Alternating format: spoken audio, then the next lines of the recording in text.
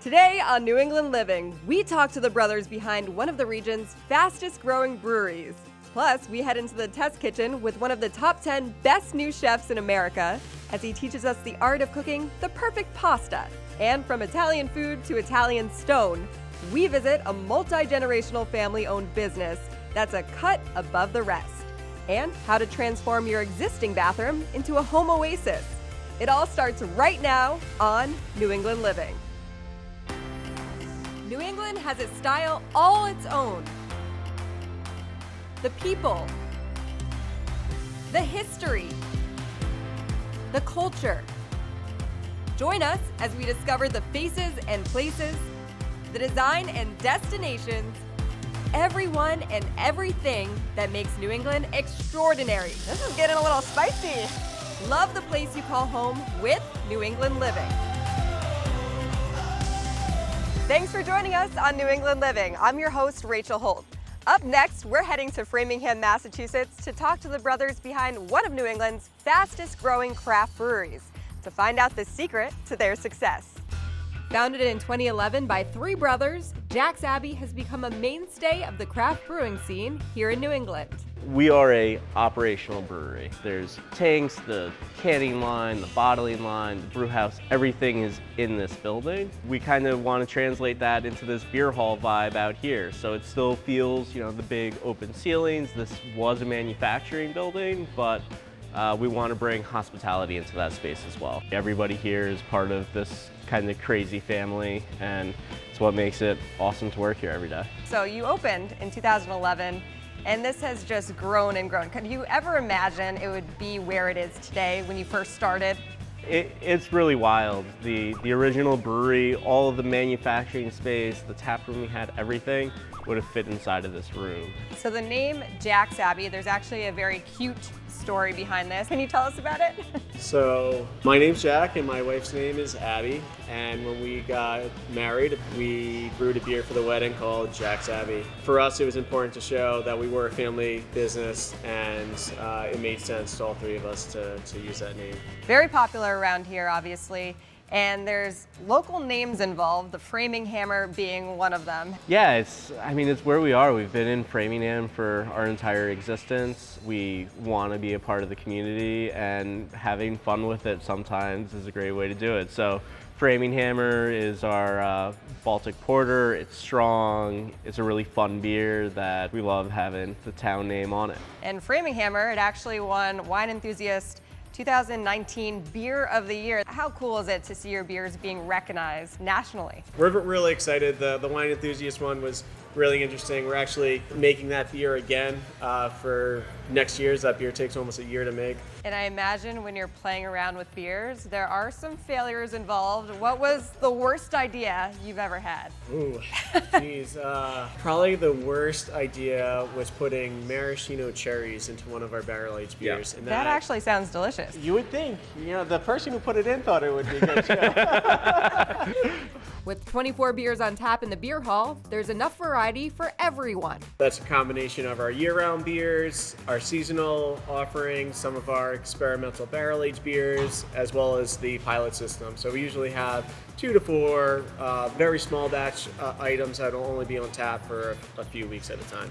Back in the brewery, Jack and Sam pay close attention to every detail. Right now we're on our brew deck. This is where all the beer is made. We'll usually brew about 4 batches of beer in a day. So we'll go through the brew house in about 6 hours, and 4 batches we'll go through in about 16 hours. Yeah, so it's a 60-barrel brew house. In a day, that's 240 barrels. It's like 3,500 cases of beer that will be produced in one day. There's a lot of engineering, there's a lot of science involved with creating great beer, and we're constantly testing our beer for lots of different factors, including things like extract and pH, dissolved oxygen, that sort of stuff. Translate all of that into, we're testing to make sure the beer is good. All the time, at every point in the process, we're making sure all of the things that should be there are, and nothing that's not supposed to be there is. After exploring the brewery, it was time to taste some flights for myself. So we have 4 beers here, 3 of our favorites and 1 of our newest beers. We have House Lager, our golden lager. We have Blood Orange Wheat, a Radler, Hopponius Union, a hoppy lager. And this is the one I've been waiting for because this is the newest one you can find here. Yeah, so we're real excited. We're launching this beer this year. This is shipping out of Boston. It's an amber lager. We're using a lot of local ingredients and really trying to highlight industry and manufacturing in New England. Well, I know people are going to love the name of this, but I'm sure they'll love the taste even more. I can tell you that this one is my favorite. If you want to pick a favorite beer, you can head on down to the beer hall here in Framingham. You can get flights, you can get food. Cheers. Cheers. It's time now to go around New England for a look at some other noteworthy breweries worth the visit. Located in Boston's Seaport District, Harpoon Brewery is home to their flagship Harpoon IPA, the first IPA brewed in New England. Braesdale Brewing in Westerly, Rhode Island offers up taste inspired by the sea, with a nod to yachting on every bottle, like Flagship Ale, Flying Jenny, and Captain's Daughter. Switchback in Burlington, Vermont is 100% employee-owned and offers 20 different beers year-round, including the #1 draft beer in Vermont. Located along New Hampshire's seacoast, Throwback in Northampton is a woman-owned brewery, farm, and restaurant crafting farm-fresh beers and food using only local ingredients. Further north in Conway, New Hampshire, Tuckerman Brewing is keeping it local, partnering with area farmers to grow their own hops and barley. Liquid Ride in Portland, Maine is the state's first and only brewery, distillery, and restaurant operating under one roof. Guests can enjoy drinks on their back deck overlooking Portland's picturesque Union Wharf. For more notable places around New England, visit cbsboston.com/New England Living. And coming up after the break, one of America's top 10 best new chefs teaches us the art of cooking the perfect pasta when New England Living returns.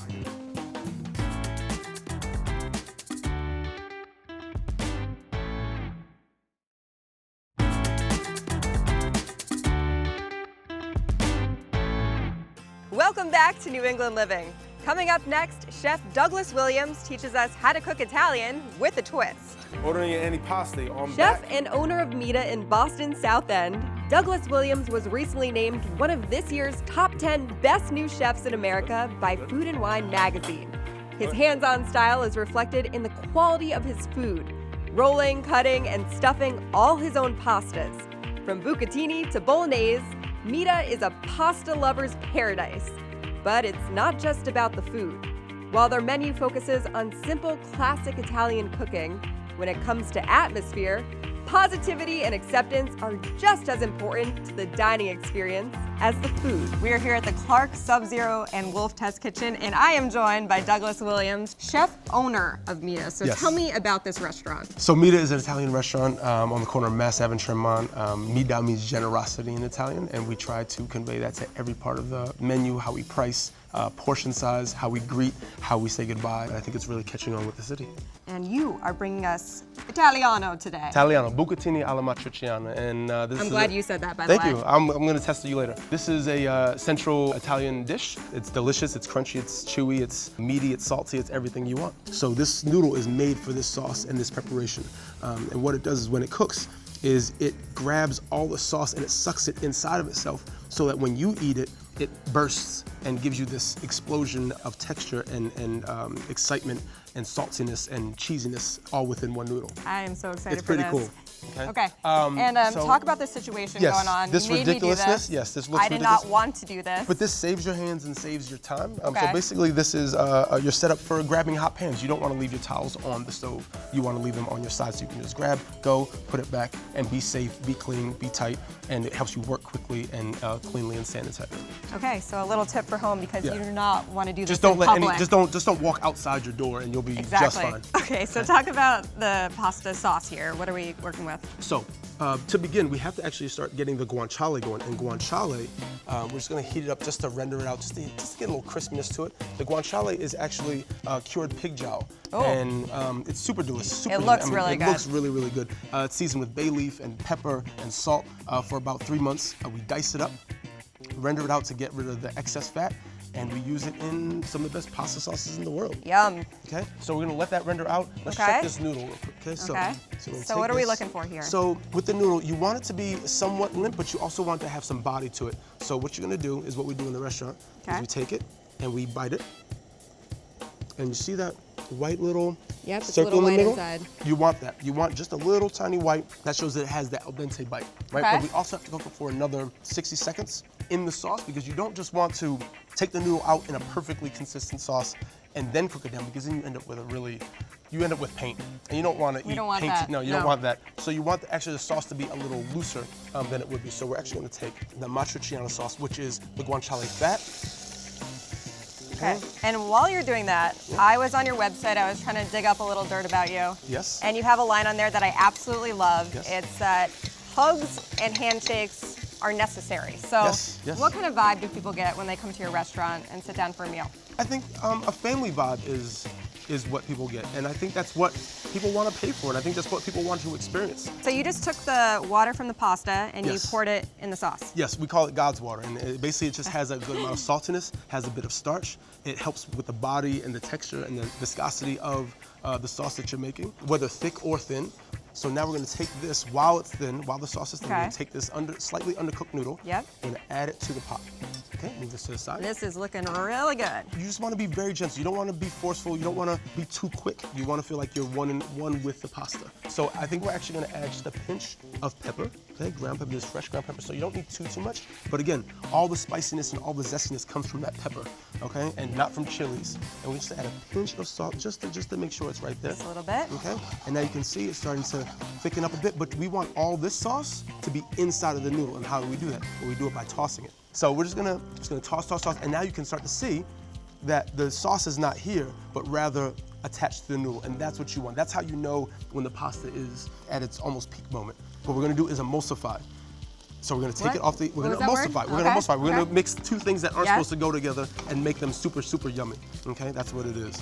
And I'm gonna turn this heat off, and you're gonna drizzle in just a little bit of olive oil, and we're just gonna notice the sheen that it gains. And what I love about this is a fancy dish, but you just made it so easy for people to do at home. And it's quick. Yes, of course. Oh, it's all pasta is quick. You just have to time it properly. Okay, so now I'm gonna take that. Okay. And we're just going to plate it.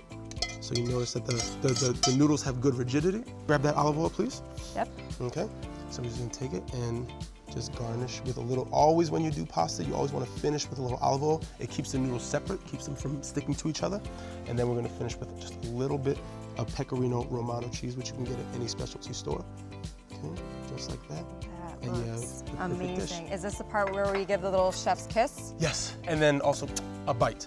A bite, Okay, more here we go. importantly. Okay. So go in there, just get it. If you want a small bite, you kind of bring the fork up and just grab a little bit. But if you want a big one, you dig it really in there. Well, I do want a and big start one, to but twist we're gonna try to look. it. Do your okay. best. I'm not I'm no gonna try guarantees. here. There you go. That is so good. Salty, rich, everything you need. You actually gave us the recipe for that. You can find it on our website, cbsboston.com/New England Living. So check it out. And for more information on Chef Douglas and Mita, you can find it there as well. So thank you again for Thank you being very here. much. This is, Thank delicious. Mwah. Mwah. From Italian food to Italian stoned, we're heading to Everett, Massachusetts to meet the family behind one of New England's largest collections of marble and granite.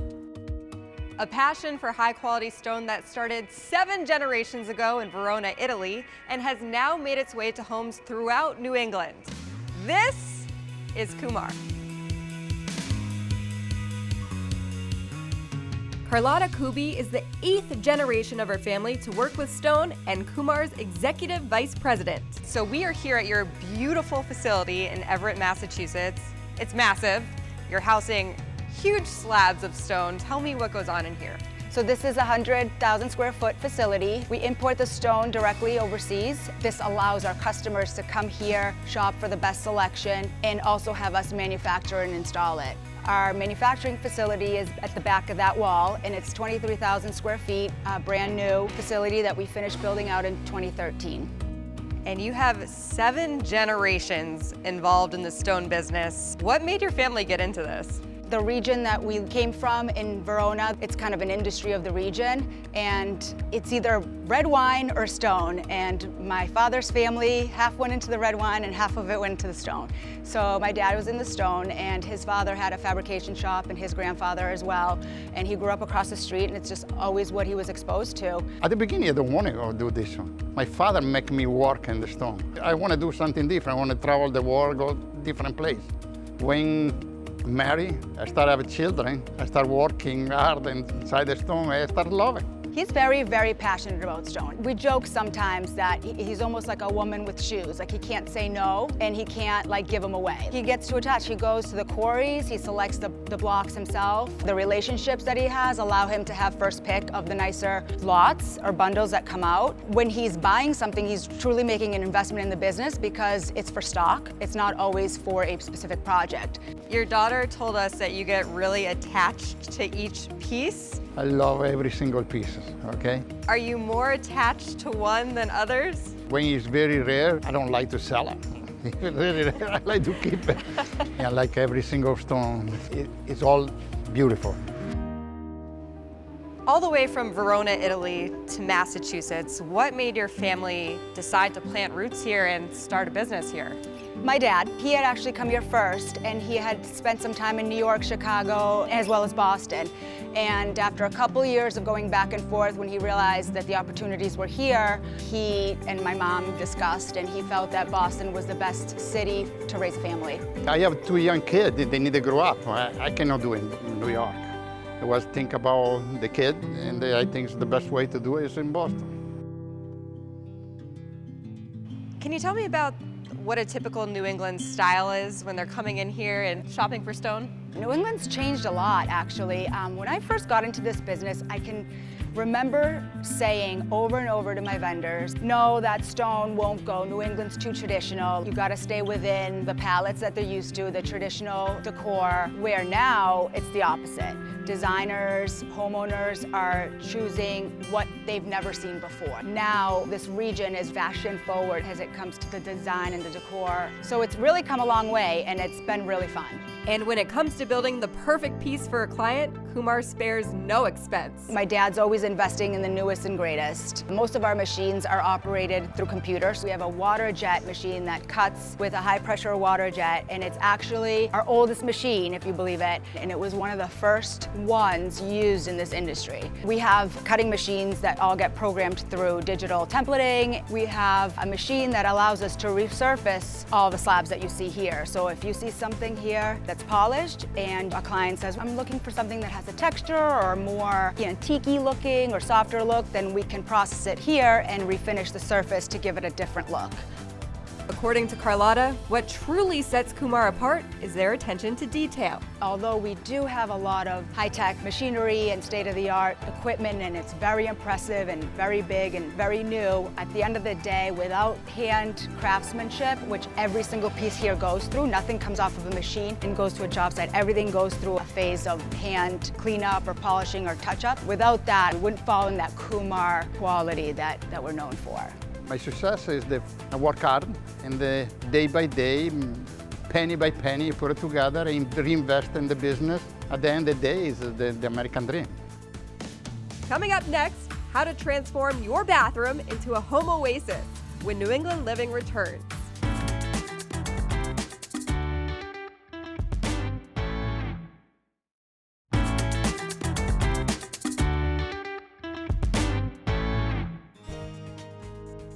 When it comes to designing the ultimate bathroom, it all comes down to the right process. Our typical customer is just about anybody. If you just want to update your faucet, we can help with that. If you want to do a full gut and rip everything out and just start from ground zero, we can help with that as well. With 2 outdated bathrooms original to their home, Alex and Nada Jovanovic were in need of a total rebuild. The master bath we wanted to be much more formal, have mature sort of look to it. And with the girls' bathroom, I didn't want a kid's bathroom that in 5 years we're asking ourselves, why did we do this? We still wanted sort of really nice finishes, but figure out ways to add touches of color or maybe interest that would make it feel just a little bit more youthful. Kohler had everything Alex and Nada needed to take their dream project from start to finish. We have toilets, we have tile, we have lighting fixtures, we have cabinetry, we have countertops, faucets. You can actually try out shower heads and feel how the spray hits you, and if it's something that's lighter or something that has more power for rinsing and things like that.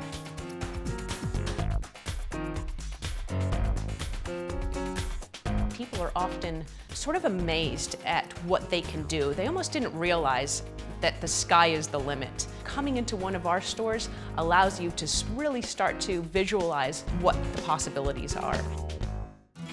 Our design process typically has 3 major areas that you start with: visualizing your dream, and then you work towards planning your dream, and then you build your dream. It really started with looking at a number of samples, trying to figure out what our style should be, what the options were, obviously at Kohler Signature Store with the different cabinets. I wanted really natural materials in the bathroom. So for example, the cabinet maker we chose is all sort of maple cabinetry.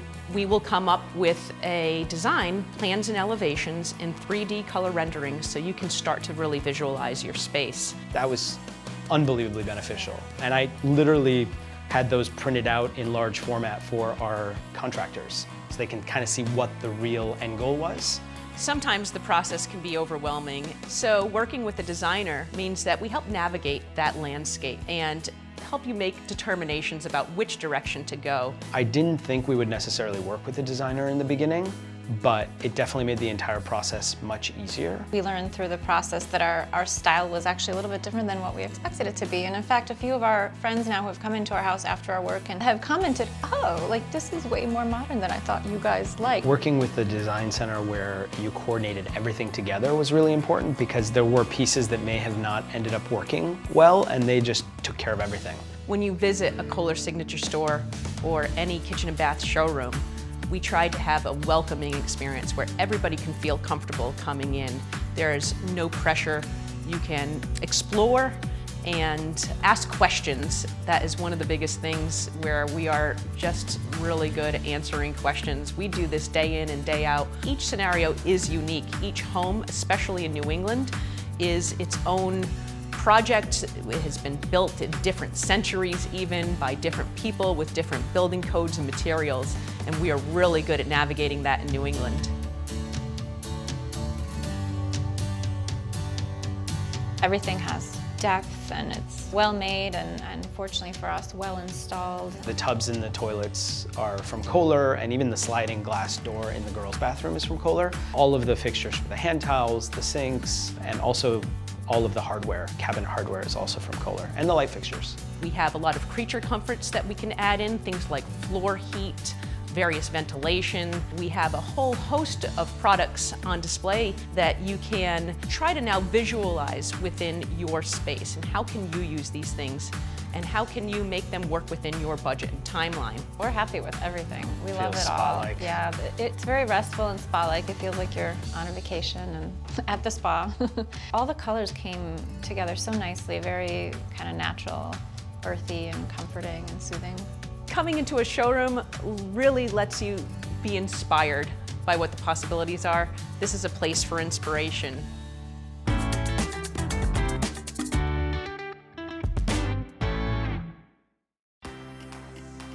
Thanks for joining us on New England Living. For more on the show or anything you've seen here today, visit us at cbsboston.com/New England Living and follow us on social media. And don't forget to check out the latest edition of New England Living magazine on newsstands now. I'm Rachel Holt. See you next time on New England Living.